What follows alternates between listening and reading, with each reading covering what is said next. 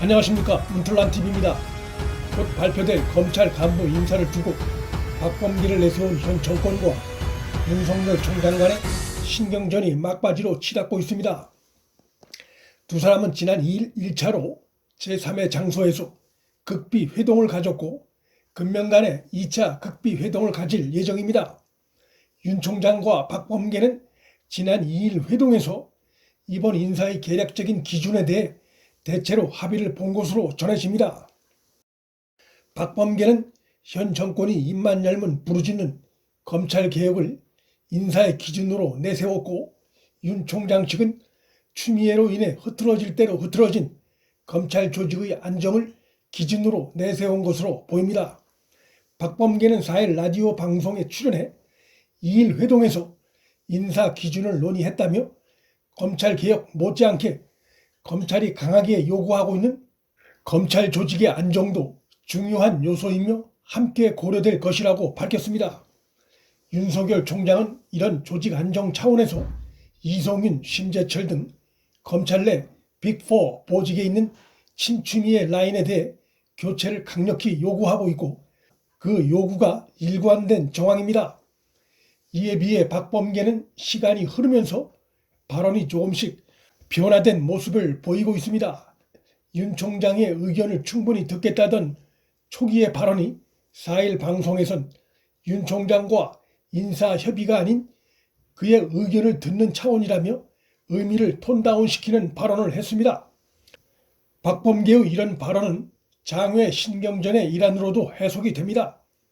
박범계의 겉으로 드러난 발언과 달리 내부적으로는 양측 간의 의견이 일치되는 부분이 조금씩 흘러나오고 있고, 그것이 밖으로 표출되고 있습니다. 양측은 윤 총장 감찰과 징계 추진 과정에서 1인 다역을 하는 무리한 행보로 검난을 일으켰고, 검찰 안팎의 눈살을 찌푸리게 만든 핵심 인물 중에 한 명인 심재철 현 법무국장을 교체하는 데 대체로 의견의 일치를 본 것으로 보입니다. 심재철의 후임으로 심우정 현 법무부 기조실장 이름이 유력하게 거론되고 있는 것이 그러한 정황을 뒷받침합니다. 윤 총장 측이 요구하는 이성윤 중앙지검장 교체에 대해선 박범계 등 현 정권이 즉답을 하지 않고 있는 것으로 보입니다.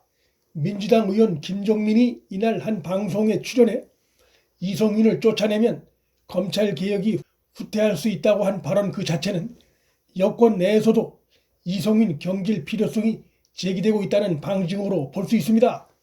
말은 검찰개혁이지만 그 속내는 이성윤을 경질하면 권력 핵심부로 향하는 검찰 수사의 칼날을 막기 어렵다는 두려움의 일환입니다.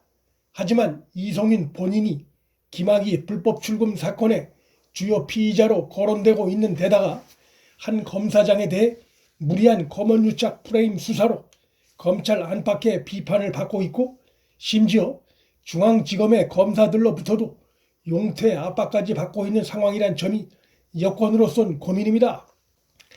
이성윤을 그대로 유임시킨 채 검찰 조직 안정화가 있을 수 없고 검찰개혁 인사는 빛이 바랄 수밖에 없다는 점에서 여권의 고민이 되는 지점입니다. 박범계가 4일 방송 인터뷰에서 윤 총장 측이 요구하는 빅4 인물 교체에 대한 질문에 구체적으로 누군 안 된다까진 아직 안 나갔다며 인물 교체에 대해 강하게 부인하지는 않는 태도를 보였습니다.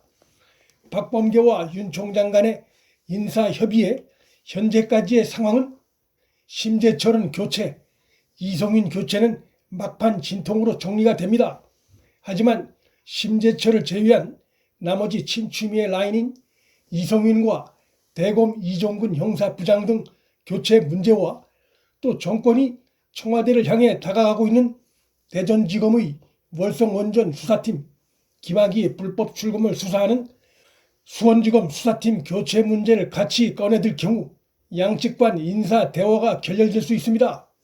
민감한 선거를 앞두고 있는 데다 추미애 경질 이후 문재인 등 현 정권에서 흘러나오는 발언들을 종합하면 법무와 검찰이 다시 파국 상황을 맞는 것을 원치 않는 기류가 읽혀지고 있어 막판에 어떤 타협안이 나올지도 주목됩니다. 이런 가운데 월성 원전 경제성 조작 사건을 수사 중에 있는 대전지검이 4일 백운규 전 장관에 대한 구속영장을 전격 청구했습니다. 이두봉 대전지검장은 이번 인사의 대상에 오를 수도 있는 인물입니다. 그런 그가 민감한 검찰 간부 인사처를 앞두고 백운규 전 장관을 지난달 소환한 지 열흘 만에 구속영장을 청구한 점이 눈에 띕니다. 이번 영장 청구가 윤 총장의 승인하에 이루어졌다는 점에서 대전지검장 인사 교체를 염두에 둔 속도를 낸 영장 청구라는 판단도 듭니다. 이두봉 지검장도 특수통 검사 출신으로 윤 총장과 매우 가까운 관계이고 이번 월성 원전 사건을 수사함에 있어 윤 총장과 긴밀히 의논해 온 것으로 알려지고 있습니다.